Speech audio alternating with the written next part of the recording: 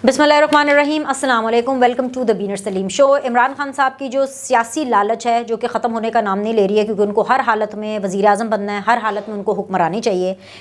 इस आदत की वजह से और इस लालच की वजह से नवाज शरीफ साहब बहुत गुस्से में हैं और उन्होंने शेर को जगा दिया। जी हाँ, नवाज शरीफ साहब फुल टाइम जाग चुके हैं और इस हद तक जाग चुके हैं कि उन्होंने ये डिसाइड किया है कि इमरान खान के 14 तबक रोशन करने हैं। 14 क्या, वो तो 24 के 24 तबक रोशन करने का प्लान बना लिया नवाज शरीफ ने, और वो एक बड़ा ख़तरनाक प्लान है। और वो मैं इसलिए कह रही हूँ ख़तरनाक प्लान है क्योंकि जब जब उसके ऊपर अमल दरामद होना शुरू होगा और जैसे जैसे उस पर अमल होता हुआ आपको दिखाई देगा, इमरान खान की चीखें और ज़्यादा निकलेंगी। आपको पता है कि पंजाब में जब हुकूमत डिज़ोल्व हुई, असेंबली डिज़ोल्व हुई पंजाब की, तो पता PMLN के जो सपोर्टर्स हैं उनको गुस्सा है, और जब ये गुस्सा लंदन तक पहुंचा, नवाज शरीफ तक पहुंचा कि जिस तरीके से मिस कैलकुलेशन हुई, जिस तरीके से पंजाब में नून लीग ने अंडर एस्टिमेट किया पाकिस्तान तहरीक इंसाफ को और काफ लीग को, या आप ये कहें कि भाई उन्होंने एक बुरी सियासत खेली सियासी तौर पर। PMLN का जो पंजाब का चैप्टर है उसका फेलियर सामने आया, तो भाई जाहिर सी बात है लंदन से रिएक्शन तो आना था। अब ऐसी सूरत में जब मैंने आपको पहले एक खबर दी थी वीडियो के अंदर इसी द बीनर सलीम शो के प्लेटफॉर्म के ऊपर कि भाई मरियम नवाज साहिबा जो है वो आ रही हैं, उनकी डेट भी हमने आपको बताई थी और वो डेट सही साबित हुई, विच इज़ 22 जनवरी। अब हमें आगे की तफसीलात भी मिल रही हैं। आगे की तफसीलात ये भी मिल रही हैं कि ऑफकोर्स ये डिसाइड हो रहा है कि कहीं ना कहीं पंजाब चैप्टर के अंदर तब्दीली की जाए, और सिर्फ पंजाब में नहीं, क्योंकि जाहिर सी बात है मरियम जब से उनको ओहदा मिला है और डबल ओहदा मिला है, विद पावर मिला है, तो जाहिर बात है कि जो PMLN का जो पंजाब चैप्टर है उसमें कोई ना कोई चेंजेस तो आने ही हैं। सिर्फ पंजाब चैप्टर में नहीं बल्कि पूरी PMLN में भी आपको चेंजेस आते हुए दिखाई देंगे, और उसके बारे में भी हम आपको बताएंगे। लेकिन अभी जो हमें ख़तरनाक किस्म का प्लान नवाज शरीफ का पता चल रहा है उसकी बातें हम आपके सामने रख देते हैं। प्लान ये है कि जी आपने सुना है कि बहुत से लोग व्लॉग्स भी बना रहे हैं, TV चैनल पे, शो पे भी ये बात कर रहे हैं, और ये बात करते हैं कि जी मरियम नवाज़ के चैलेंजेस होंगे और नवाज शरीफ जो है उसके भी चैलेंजेस होंगे। और जब वो चैलेंजेस बताते हैं तो उसमें वो ये ज़रूर बताते हैं कि भाई नून लीग के पास बयानिया नहीं है, तो उनको अपने बयानिए पर काम करना है। इस सवाल का जवाब नवाज शरीफ ने दे दिया है, और जवाब ये है कि नून लीग के पास बयानिया है।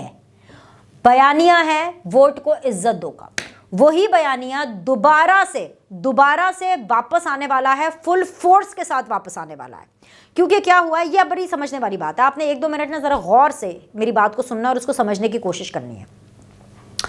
जनरल फैज़, जनरल बाजवा और इमरान खान, इन तीनों ने मिलकर एक पाकिस्तान के साथ एक्सपेरिमेंट किया, सियासी तौर पर, माशी तौर पर और हुक्मरानी के एतबार से।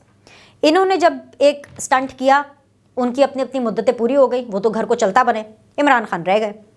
इमरान खान ने अच्छे तरीके से बाजवा साहब का भी और जनरल फैज़ का इस्तेमाल किया, उनको अच्छे तरीके से निचोड़ के रिटायरमेंट के पास लेकर के गए।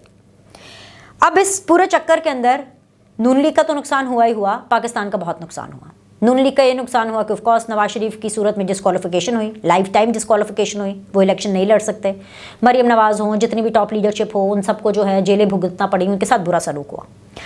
फिर उसके बाद हमने देखा कि मुल्क जब एक ऐसे दोहराहे पर पहुँच गया कि भाई किसी ना किसी तरह से मुल्क को बचाना था और बीच में बेल आउट कराना था, तो ऐसे में उस पार्टी के ऊपर नज़र गई जिसने सबसे ज़्यादा परफॉर्म किया है।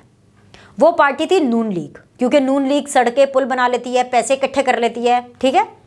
और फिर उस पार्टी की तरफ भी नज़र गई जो कि सबसे ज़्यादा अमेंडमेंट्स, कानून साजी कर सकते थे। वो पार्टी कौन सी थी? वो पीपल्स पार्टी थी।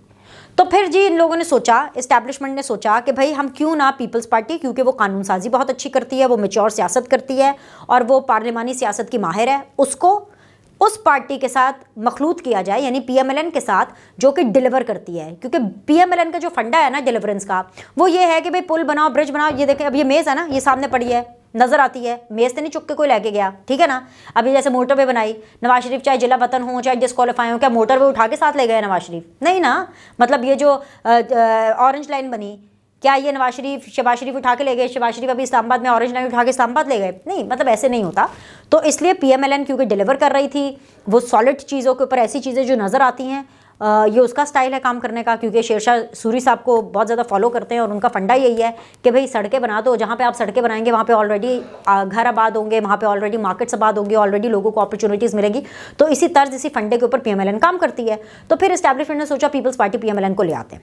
अब जब वहाँ लाने का मकसद आया, जब वो बात आई, तो उसके ऊपर नवाज शरीफ साहब राज़ी नहीं थे, बिल्कुल राज़ी नहीं थे। ये स्टोरी बताने का आपको मकसद ये है कि ताकि आपको समझ आए, तो आपने गौर से सुनना है। तो नवाज शरीफ साहब राज़ी नहीं थे। उन्होंने शहबाज शरीफ से कहा कि चलो ठीक है आप कर लो। नवाज शरीफ उस वक्त भी अपने बयानिए पर कायम थे। वो उस वक्त भी लंदन में बैठ के जनरल बाजवा साहब को, जनरल फैज़ हमीद को मुखातिब करते थे और वो बार बार कहते थे कि भाई इमरान खान को आप लाए हैं, ये गंद आपने फैलाया है, आप ही इसी गंद को उठाएं, हमारे सर के ऊपर इसका टोकरा मत रखें, ठीक है। तो अब मामला ये है कि वही बयानिया दोबारा इस्तेमाल किया जाएगा। जी हाँ, नवाज शरीफ के लिए कहानी सिर्फ 4 जर्नलों और 1 जज की है, बस पीरियड। 4 जनरल्स और 1 जज मेन लीड हैं इस कहानी के, और बाकी ये सपोर्टिंग एक्टर्स हैं। वो 4 जर्नल कौन है और वो जज कौन है? वो 4 जनरल हैं general Bajwa, general Faiz, general Zaheerul Islam and general Pasha. और जिस जज साहिब की मैं बात कर रही हूँ वो जज साहब हैं former chief justice of Pakistan Saqib Nisar साहब। बस इन 5 पांडव्स की ये कहानी है और यही 5 पांडव्स बयानिया है। बयानिया क्या है? वोट को इज्जत दो। बयानिया ये है कि अपनी हद में रहो। बयानिया ये है कि पाकिस्तान के साथ एक्सपेरिमेंटेशन ना करो, और एक्सपेरिमेंट के नतीजे में वो जो एक आर्टिफिशियल किस्म का, मसनूई किस्म का, वो जो एक है ना जोम में रहने वाला शख्स जिसका नाम इमरान खान है, जो अपने आप को अखले कुल मानता है, दुनिया जहाँ का पॉपुलर लीडर मानता है, उसकी पॉपुलैरिटी के गुब्बारे से हवा निकालनी है, क्योंकि लोगों को बताना है वो कितना करप्ट है। तो बयानिया ये है, जो ख़तरनाक प्लान है नवाज शरीफ का, वो ये है कि ऑफकोर्स चेंजेस तो आएंगे पार्टी के अंदर, उस हवाले से मुलाकातें भी होंगी। जैसे कि खबरें चल रही हैं, लोग कहते हैं जी राना सनाउल्लाह को हटा दिया, ये वो। ऐसे नहीं हटाया, हटा देंगे, शायद हटा देंगे, ऐसा नहीं है कि नहीं भी हटाएंगे, कुछ हतमी नहीं है। लेकिन हाँ, ऐसा नहीं है कि नवाज शरीफ लंदन बैठ करके ऑर्डर कर दे कि जिन राना सनाउल्लाह को हटा दो, नहीं। कुछ लोगों को लंदन बुलाया गया है, कुछ लोग लंदन जाएंगे, वहाँ पे मुशावरत होगी, बात करेंगे। लेकिन पहला कदम नवाज शरीफ ने उठा लिया है एक ख़तरनाक प्लान की तरफ। इस ख़तरनाक प्लान का सबसे बड़ा जो मंसूबा जो नवाज शरीफ ने तैयार किया है, मंसूबा नंबर 1, कि सबसे पहले इमरान खान को ख़तरनाक तरीके से एक शटअप कॉल देनी है। इमरान खान को थप्पड़ के बदले थप्पड़ मिलेगा, लात के बदले लात मिलेगी, गाली के बदले गाली मिलेगी। प्लान नंबर 2 ये है कि पूरी एक कैंपेनिंग उसी तरीके से चलाई जाएगी फॉर्मर जनरल्स एंड फॉर्मर जजेस के हवाले से। फॉर्मर जनरल्स की मैं जिनकी बात कर रही हूँ वो फॉर्मर जनरल्स हैं general Bajwa, general Faiz Hameed, general Zaheerul Islam and general Pasha, और जज हैं जी जस्टिस साकिब निसार साहब, former chief justice of Pakistan. इन 5 लोगों के खिलाफ वो तमाम तर बातें विद सबूत इस कैंपेन का हिस्सा होंगी। तो बेसिकली वो क्या अंग्रेजी का मुहावरा है ना, old wine in a new bottle, ये वाला काम नवाज शरीफ साहब करने वाले हैं। तो बेसिकली बयानिया वही है, वो जो लोग कहते हैं ना एक नया बयानिया आ रहा है, बयानिया पुराना ही होगा लेकिन उसका तरीका डिफरेंट होगा, क्योंकि जाहिर बात है इस टाइम पर जो इस्टेब्लिशमेंट है उसके रूहे रवा जो फौज के सरबराह हैं वो जनरल आसिम हैं। जनरल आसिम इस टाइम पर एज ऑफ नाउ जब हम ये बात करते हैं तो वो पॉलिटिकली एक्टिव नहीं हैं, उनके अंदर अभी एक एक्टिविस्ट नहीं जागा है। वो एक्टिविस्ट जो कि बाजवा साहब के अंदर, जनरल फैज़ के अंदर, जनरल पाशा के अंदर, जनरल ज़हीरुल इस्लाम के अंदर था या साकिब निसार साहब के अंदर था, वो एक्टिविज़म अभी जनरल आसिम ने शो नहीं किया है। बल्कि ख़बरों की माने तो खबरें तो यहाँ तक आ रही हैं कि वो जनरल जो कि दुबई की सैर पर है या छुट्टियाँ गुजार रहे हैं, अपना गम हल्का करने जो दुबई गए हैं, जो कि बाजवा साहब हैं, वो तो आर्मी हाउस जाते रहे हैं, जनरल आसिम साहब से मिलने की कोशिश करते रहे हैं, सिर्फ इसलिए कि किसी ना किसी तरह उनको बचाया जा सके, चाहे वो 112 अरब का उनका मामला हो, उनकी फाइनेंशियल सिचुएशन के तमाम तर मामलात हों, या चाहे सबसे बड़ी बात यह कि चाहे वो ये मामलात हों जो कि इमरान खान ने उनके ऊपर इल्ज़ाम लगाए हैं जनरल बाजवा के ऊपर, और फिर उसके बाद हमने देखा कि उन्होंने भी कॉलम्स लिखवाए, उन्होंने भी अपने पैगामात पहुँचाए सहाफ़ियों को कि जी मेरी बात किसी तरह आप करें। लेकिन जनरल आसिम ने कोई उन्होंने बाह नहीं फड़ाई। अभी इदारे ने ये डिसाइड नहीं किया कि उन्होंने जनरल बाजवा की, जनरल फैज़ की जो लड़ाई है इसको पर्सनली इदारे ने लड़ना है कि नहीं लड़ना, तो अभी ये डिसाइड नहीं हुआ। तो अभी ज़रा बेसिकली बाजवा साहब जो हैं वो ज़रा थोड़े डिप्रेस मूड में हैं और इसीलिए शायद वेकेशंस करें। ठीक है, अच्छी बात है, वेकेशंस करना बहुत अच्छी बात होती है। अच्छा, प्लान नंबर 2 पॉइंटर मैंने आपको बता दिया कि इन चारों जनरल्स के हवाले से और जो साकिब निसार साहब हैं उनके हवाले से उन्होंने कितना कितना डैमेज किया, ये जो है ना तमाम तर मामलात आवाम को बताए जाएंगे। और तीसरी चीज़, बड़े पैमाने पर पार्टी के अंदर छांटी की जाएगी। अब छांटी का जब मैं लफ्ज़ इस्तेमाल करती हूँ तो वो उसका ये मतलब नहीं, क्योंकि ये नवाज शरीफ साहब का तर्ज नहीं है। वो बड़े पोलाइट आदमी हैं, ठीक है, सख्त फैसले कर भी लेते हैं कभी कभी और अपने गुस्से का इजहार और फाइनल जो डिसीजन है वो नवाज शरीफ साहब ही करते हैं, लेकिन वो इतने बेहिस या इस हद तक वो रूड नहीं हो सकते नवाज शरीफ साहब जैसे बाकी पॉलिटिकल पार्टीज़ में होता है, जैसे पीटीआई में होता है कि निकाल दो ये वो, ऐसे नहीं, लेकिन चेंज ज़रूर लाएंगे। अब वो चेंज उस टाइम पर भी आ सकता था जिस टाइम पर इनको हुकूमत यानी शहबाज शरीफ साहब को हुकूमत ऑफ़र की गई प्राइम मिनिस्टरशिप की, लेकिन वो चेंज तब क्यों नहीं आया? वो इसलिए चेंज नहीं आया क्योंकि जब ये बातें हो रही थी कि हुकूमत किसने और कैसे बनानी है और कौन कौन हुकूमत में कौन कौन से पोर्टफोलियो और किस किस मनसब पर होगा, तो उस टाइम पर वजारत उज़्मा के लिए नून लीग का ही नाम आया था। उस टाइम पे मरियम नवाज़ इलेक्शन कंटेस्ट नहीं कर सकती थी, डिस्क्वालीफाइड थी, उनके केस का फैसला नहीं आया था। अगर केस का फैसला आ भी जाता तो जाहिर सी बात है मरियम नवाज़ की एक अपनी भी स्ट्रगल है इस पूरे सीन में। पार्टी को उस टाइम पर टूटने से बचाना था। वो पार्टी जो कि बहुत इंपॉर्टेंट और मुश्किल मरहले में नहीं टूटी थी, नून लीग, वो पार्टी उस टाइम पर टूट सकती थी अगर मरियम नवाज़ को उस टाइम पर कोई ओहदा दिया जाता, बिकॉज नून लीग के अंदर अभी भी बहुत बड़े बड़े ऐसे हॉक्स बैठे हैं जो कि मरियम नवाज़ को उस तरह से एक्सेप्ट नहीं करेंगे। शहबाज शरीफ की हद तक बात ठीक थी, अभी भी जैसे पंजाब में फुकदान होगा कि पंजाब चैप्टर को कौन संभालेगा, अगर राना सनाउल्लाह नहीं तो फिर कौन? ऐसे में कोई सामने से आगे नहीं आ रहा कि हाँ जी मैं आगे आ रहा हूँ आप मुझे दे दें।